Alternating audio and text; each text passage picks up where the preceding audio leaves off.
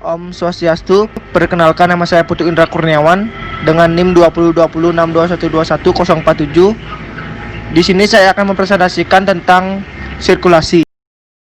Sirkulasi, pergerakan melalui ruang. Jalur pergerakan kita dapat dianggap sebagai elemen penyambung indrawi yang menghubungkan ruang-ruang sebuah bangunan atau serangkaian ruang eksterior atau interior maupun secara bersama-sama. Elemen-elemen sirkulasi. Yang pertama, pencapaian. Pandangan jarak jauh sebelum benar-benar berjalan memasuki interior suatu bangunan, kita mencapai pintu masuknya melalui sebuah jalur. Ini adalah tahap pertama sistem sirkulasi, yang ketika tengah menempuh pencapaian itu, kita disiapkan untuk melihat, mengalami, serta memanfaatkan ruang-ruang dalam sebuah bangunan. Pencapaian terdiri dari 3, yaitu yang pertama frontal. Pencapaian frontal secara langsung mengarah ke pintu masuk sebuah bangunan melalui sebuah jalur lurus dan aksial. Yang kedua, tidak langsung.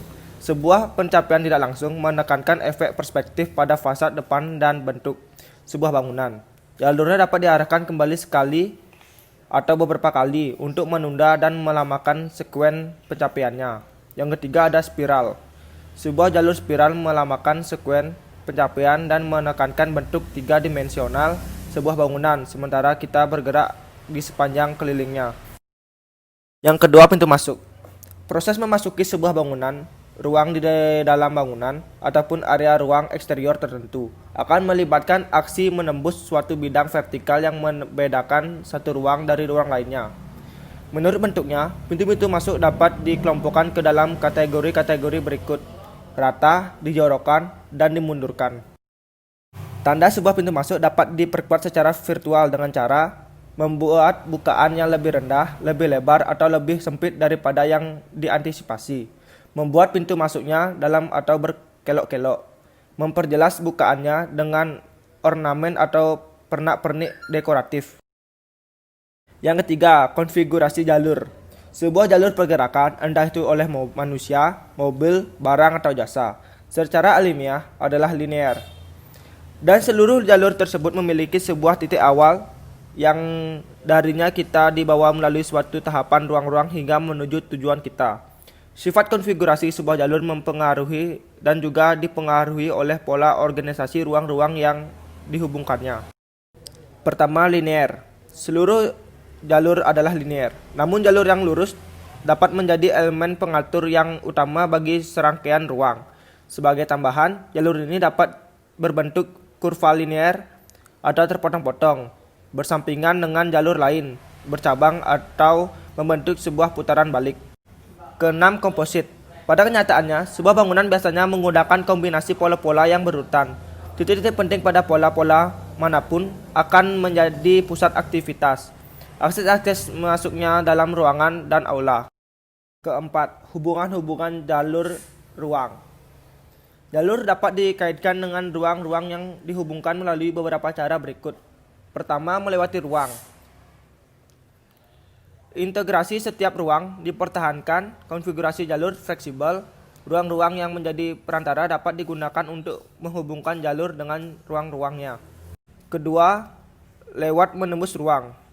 Jalur dapat melalui sebuah ruang secara aksial, miring, atau di sepanjang tepinya. Ketika menembus ruang, jalur menciptakan pola-pola peristirahatan dan pergerakan di dalamnya. Ketiga, menghilang dalam ruang. Lokasi ruangan menghasilkan jalurnya. Hubungan jalur-jalur ini digunakan untuk mencapai dan memasuki ruang-ruang penting, baik secara fungsional maupun simbolis.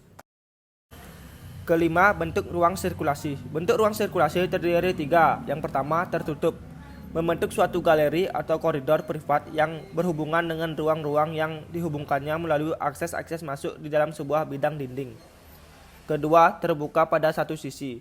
Membentuk sebuah balkon atau galeri yang menyajikan kemenerusan spesial dan visual dengan ruang-ruang yang dihubungkannya. Yang ketiga, terbuka pada kedua sisi. Membentuk jalur setapak berkolom yang terjadi penambahan fisik ruang yang dilalui tersebut. Beberapa contoh beragam bentuk ruang yang digunakan bagi pergerakan melalui sebuah bangunan. Pertama, sebuah koridor. melalui jalur bertiang pada sebuah ruang interior dan melalui serangkaian pintu perancis pada sebuah halaman eksterior. Kedua, tangga. Dalam hal mengakomodir perubahan ketinggian lantai, dapat memperkuat jalur pergerakan, menghentikannya, mengakomodir perubahan arah, ataupun menghilangkannya sebelum memasuki sebuah ruang utama. Jenis tangga. Pertama, tangga lurus. Kedua, tangga L. Ketiga, tangga U. Keempat, tangga sirkuler. Kelima, tangga spiral. Sekian presentasi dari saya tutup dengan Parma Santi. Om Santi Santi Santi Om.